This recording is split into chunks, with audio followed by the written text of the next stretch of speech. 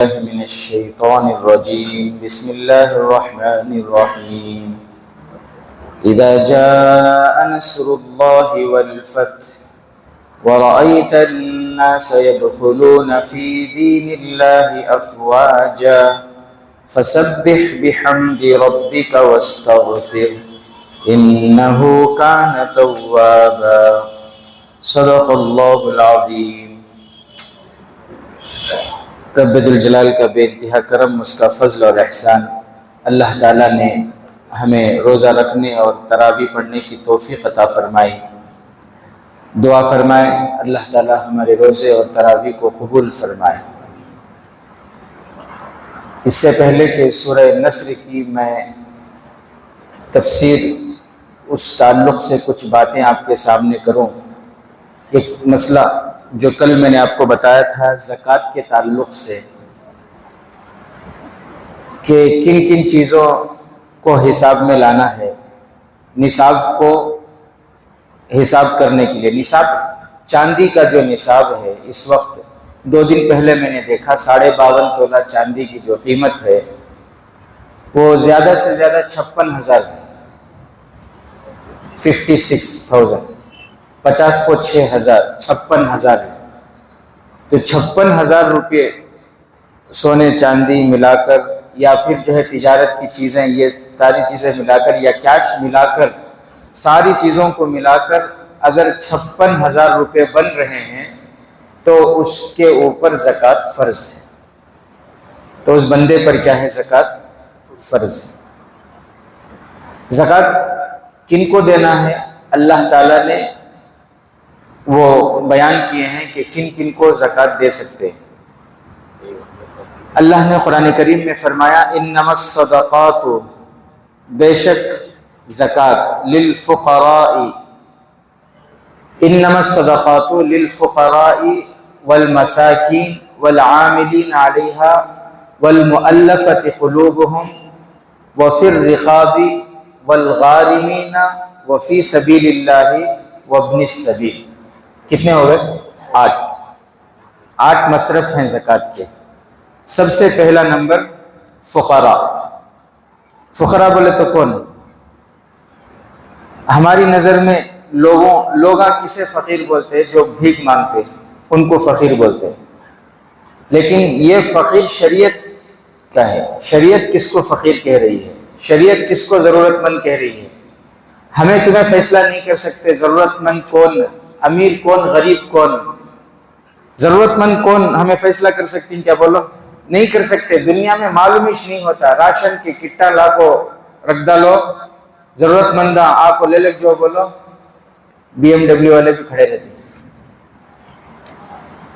صحیح بات ہے، اچھی مرسیڈیز کاراں ہی، صحیح بات ہے، خاص گھر بنگلہ، اچھی تجارت، کاروبار، بزنس، بینک بیلنس سب ہے، لائن میں کھڑی کہ وہ فری میں مل رہا نہ بالکل۔ خالی ان کے واسطے بھی نہ بے، ہماری بیٹی فلاں علاقے میں ہے ان کے واسطے ایک دے لو، ہمارے بیٹے کے واسطے ایک دے لو، ہمارے نواسے پوترے کے واسطے، کیا قصہ بھائی؟ نہیں، ہمیں ضرورت مند اچھی کہتی ہے۔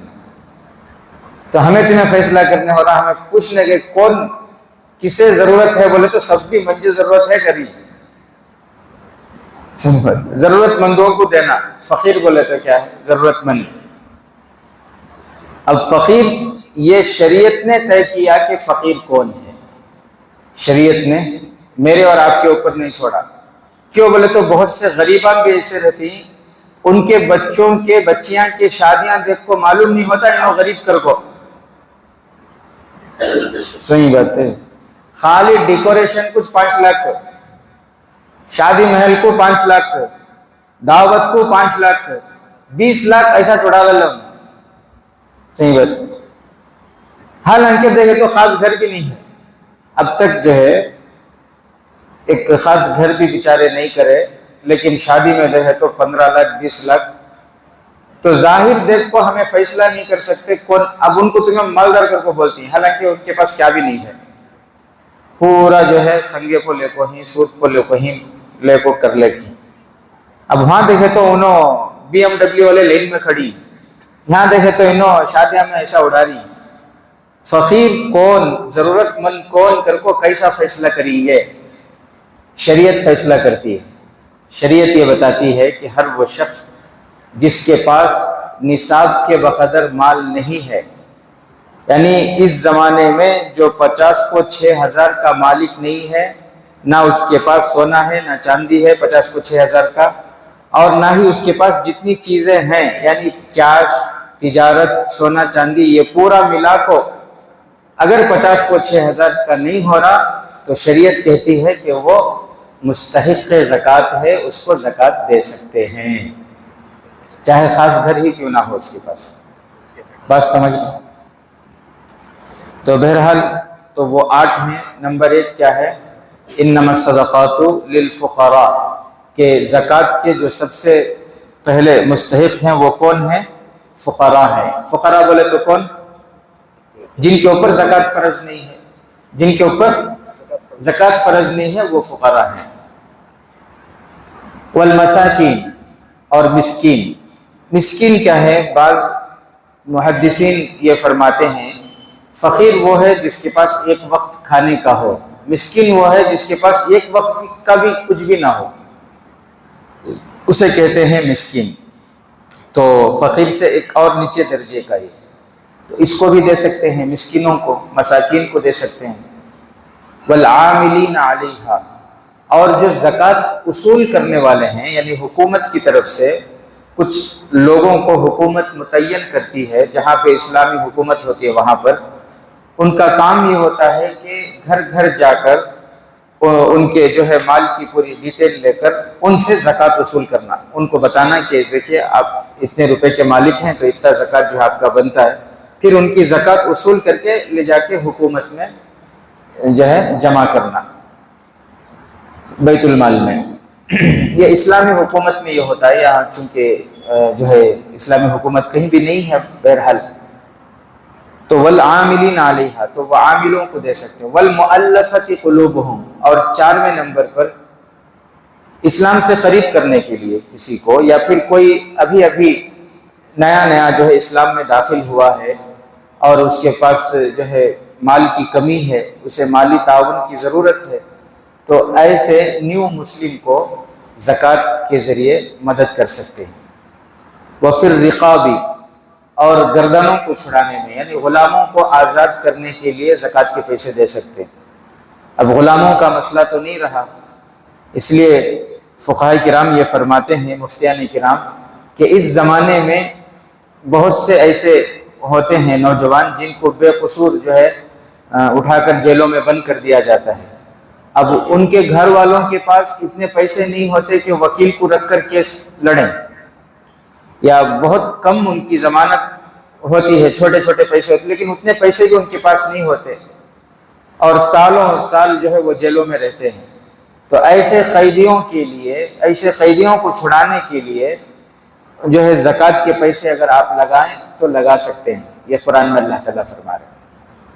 والغارمین، اور اسی طرح کوئی بندہ ایسا ہے کہ بہت زیادہ قرض میں ڈوب گیا ہے، اور اتنا قرض اس کے سر پر ہو گیا ہے کہ وہ پھیڑنے کی اس کے اندر طاقت نہیں ہے، اس کی جو کمائی ہے وہ کمائی کے حساب سے وہ قرض کبھی پھیڑ نہیں سکتا، وہ اتنا زیادہ قرض اس کے سر پر ہو گیا ہے، تو ایسے قرض دار کو زکوٰۃ کے پیسے دے کر اس قرض سے نجات دلا سکتے ہیں۔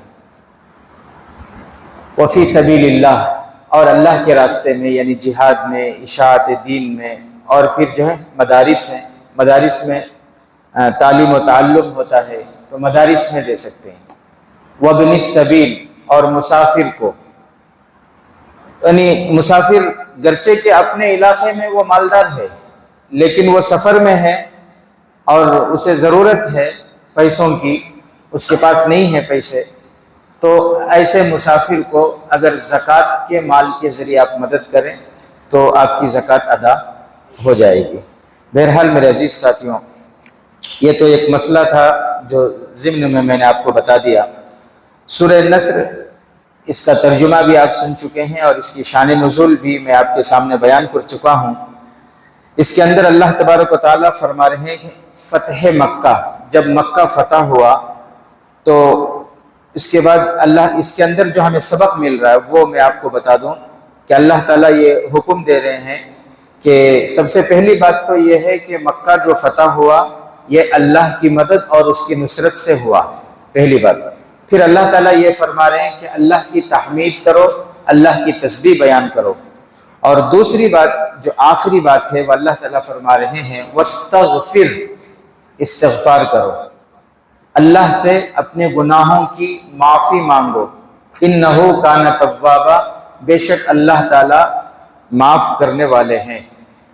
اب یہاں سوال یہ ہوتا ہے، بڑی قربانیوں کے بعد، بہت ظلم سہنے کے بعد، بہت تکلیف برداشت کرنے کے بعد 13 سال تک صحابہ ظلم برداشت کرتے رہے، ظلم سہتے رہے، پھر اس کے بعد ہجرت کیے، مدینہ میں گئے، لیکن وہاں بھی خاموش چین سے ان کو بیٹھنے نہیں دیا گیا۔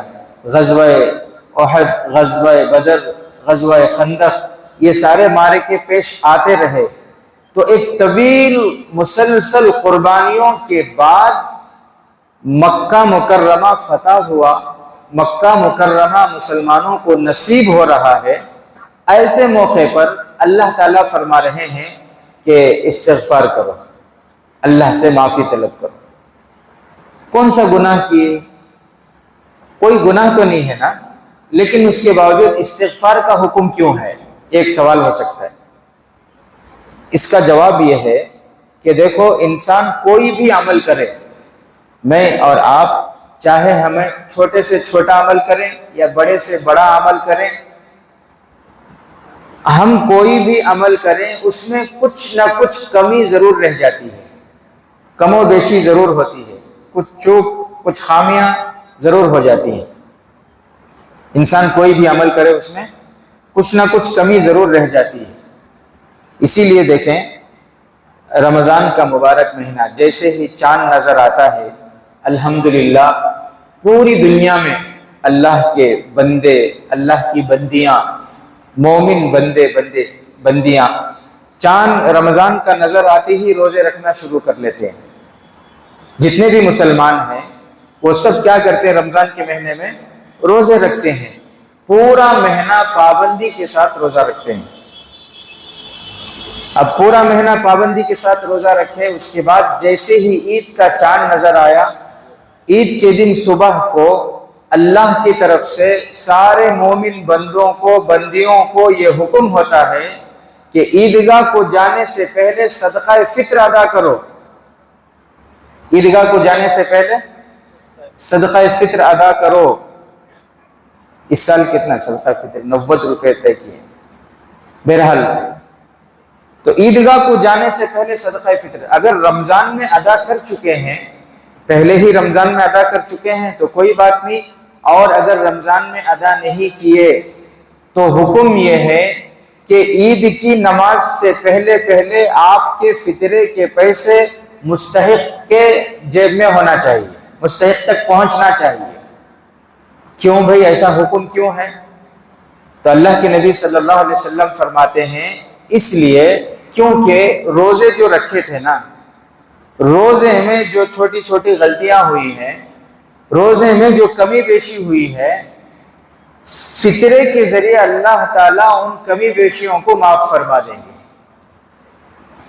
روزے کی حالت میں ہوتا کہ نہیں ہوتا؟ سستی ظاہر کرنا یہ بھی کیا ہے؟ صحیح نہیں ہے، سستی کو ظاہر کرنا۔ ظہر میں آئے منہ لٹکا لیتا ہے، اصل میں تو طاقت ہی نہیں ہے، کیا با ہوا کہ تو حضرت روزہ ہوں، معلوم نہیں تم نا، پوری دنیا میں تمہیں 2900 روزہ، تو ایک دم ہاں طبیعت روزے کی وجہ سے اب کام کرے، تھک گئے، گاڑی دھوئے کہ نہیں، کیٹی دھوئے کہ تھک گئے، اس کی وجہ سے جو ہے تھوڑی دیر سو گئے، وہ الگ چیز ہے۔ لیکن وہ روزہ رکھی کر کو بول کو صبح سے شام تک وہ ایک جو ہے یہ کر لے پھرنا، وہ ایڈورٹائز کر لے پھرنا، یہ تو اچھی بات نہیں ہے۔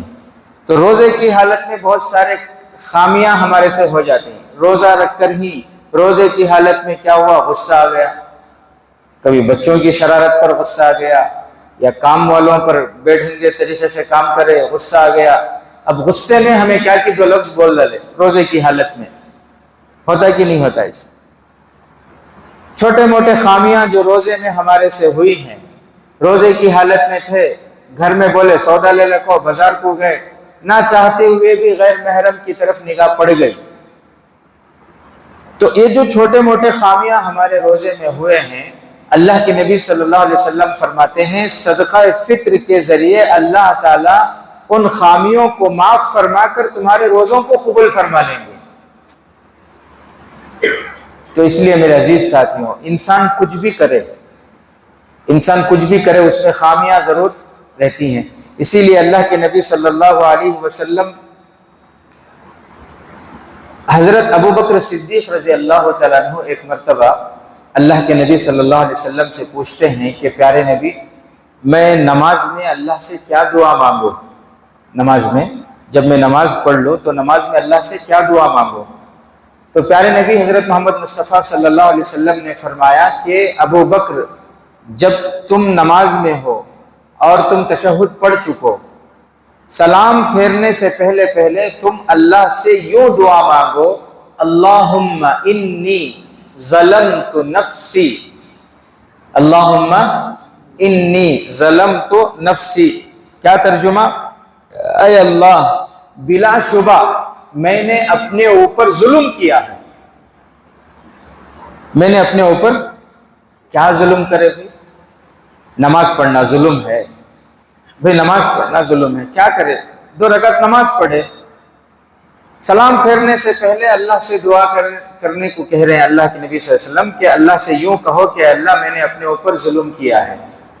حالانکہ بندے نے وضو کیا، نیک عمل ہے وضو کرنا، اور نماز کے لیے کھڑا ہوا، تکبیر کہتا ہوا کھڑا ہوا، اس نے اللہ کی تعریف بیان کی، ثنا پڑھا، سورہ فاتحہ پڑھا، ضم سورہ پڑھا، رکوع کی تسبیح پڑھی، سجدے کی تسبیح پڑھی، اور پھر تشہد میں التحیات پڑھا، تو بیٹھ کر قاعدہ اخیرہ میں اس نے درود شریف پڑھا، پیارے نبی پر سلام بھیجا، یہ سارے نیک اعمال اس نے کیے، لیکن اللہ کے نبی فرماتے ہیں سلام کرنے سے پہلے، سلام پھیرنے سے پہلے اللہ سے یوں کہو کہ اے اللہ، میں نے ظلم کیا اپنے اوپر۔ کیسا ظلم؟ ظلمن کثیرا، بہت بڑا ظلم کیا۔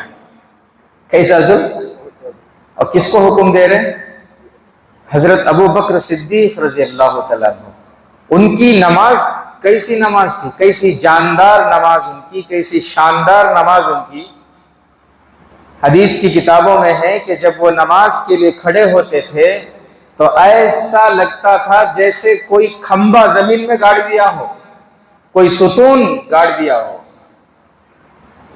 بالکل ہلنا ڈلنا نہیں، پورے وقار کے ساتھ اطمینان سے ایسے کھڑے رہتے تھے۔ بعض روایتوں میں ہے کہ پرندے ان کے سروں پہ آ کے بیٹھ جاتی تھی کھمبا سمجھ کے۔ اللہ اکبر کبیرہ۔ تو حضرت ابو بکر صدیق جن کی نماز کا یہ حال ہے، اور ان کے ایمان کا کیا حال ہے؟ ان کا ایسا ایمان بنا ہوا تھا کہ فرماتے ہیں صحابہ کہ اگر پورے ایمان والوں کے ایمان کو ایک پلڑے میں رکھا جائے اور صرف دوسرے پلڑے میں اکیلے حضرت ابوبکر صدیق رضی اللہ تعالیٰ عنہ کے ایمان کو رکھا جائے تو پورے ایمان والے اللہ کے نبی صلی اللہ علیہ وسلم کے بعد صحابہ سے لے کر جتنے سب کے ایمان جو ہے مل کر حضرت ابوبکر کے ایمان کا مقابلہ نہیں کر سکتے، ایسا ایمان۔ تو ان کو اللہ کے نبی کیا کہہ رہے ہیں کہ نماز کے اخیر میں سلام پھیرنے سے پہلے کیا کرو؟ اللہم انی ظلمت نفسی، اے اللہ میں نے اپنے اوپر ظلم کیا ہے، ظلمن کثیرا، بہت بڑا ظلم، لا یغفر الذنوب الا انت، تیرے علاوہ کوئی گناہوں کو معاف کرنے والا نہیں ہے، فاغفر لی، وہ پوری دعا ہے نا، مجھے معاف فرما۔ یہ کیوں ہے؟ یہ اس لیے کہ انسان، یہ سکھانا مقصود ہے کہ نماز جس کیفیت کے ساتھ پڑھنی تھی اس کیفیت کے ساتھ نہیں پڑھا۔ نماز کے اندر جو خشوع، جو خضوع اور جس طرح سے نماز پڑھنے کا حق تھا وہ حق میں ادا نہیں کیا، اس میں میرے سے کمی کوتاہی ہو گئی، اے اللہ میں نے ظلم کیا، مجھے معاف فرما۔ نیک عمل کرنا بھی ہے اور اللہ سے معافی مانگنا بھی ہے، یہ اللہ کے نبی صلی اللہ علیہ وسلم کی تعلیم ہے۔ اللہ کے نبی صلی اللہ علیہ وسلم خود پیارے نبی صلی اللہ علیہ وسلم فرماتے تھے ما عبدناک حق عبادتک، اے اللہ جیسے تیری عبادت کرنی تھی ویسے میں تیری عبادت نہیں کر سکا۔ ما عرفناک حق معرفتک، اے اللہ جیسے تجھے پہچاننا تھا ویسے میں تجھے نہیں پہچان سکا، اے اللہ مجھے معاف فرما۔ بلکہ حدیثوں میں ہے، اللہ اکبر، ہماری نبی کی نماز سے بڑھ کر بھی کسی کی نماز ہو سکتی ہے، اللہ اکبر۔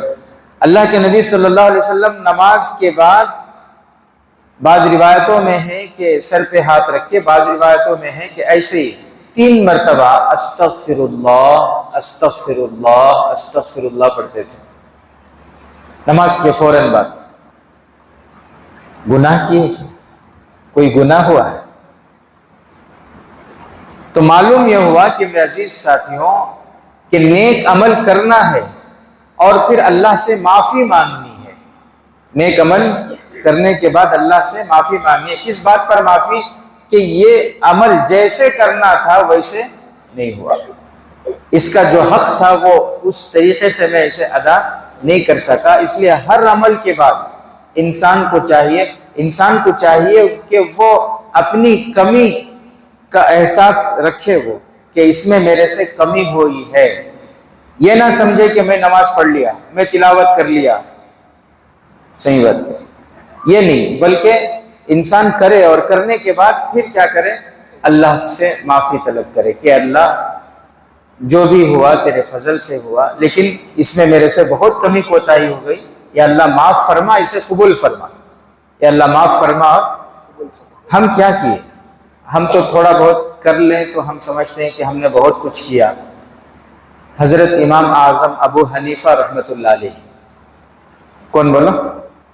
حضرت امام اعظم ابو حنیفہ رحمۃ اللہ علیہ، ہمارے امام، ہم سب حنفی ہیں نا، تو حضرت امام اعظم ابو حنیفہ رحمۃ اللہ علیہ 55 حج پیدل کیے، 55 حج کیے پیدل۔ کتنے نیک انسان، اور اللہ نے ان سے دین کا کیسا کام لیا۔ ایسے جب حج 55 جو آخری جو ان کا حج تھا، اس موقع پر لکھا ہے کتابوں میں کہ وہ اپنی داڑھی کو کعبے سے مطلب سجدے میں جا کر رگڑ رہے تھے اور اللہ سے یہ کہہ رہے تھے کہ اللہ میری زندگی میں کوئی عمل نہیں ہے، اے اللہ میرے پاس کوئی عمل نہیں ہے جو میں تیرے سامنے پیش کروں، اے اللہ یہ سفید داڑھی ہے، پیارے نبی نے فرمایا کہ سفید داڑھی والوں پر تو رحم کرتا ہے، سفید داڑھی والوں کو دیکھ کر تجھے حیا آتی ہے، اے اللہ اس داڑھی پر میری مغفرت فرما دے۔ اللہ اکبر، یہ تواضع، یہ عاجزی۔ حضرت ابراہیم علیہ السلام اپنے بیٹے کو ساتھ میں لے کر خانہ کعبہ کی تعمیر کیے، اور اس کے بعد کیا دعا کر رہے ہیں؟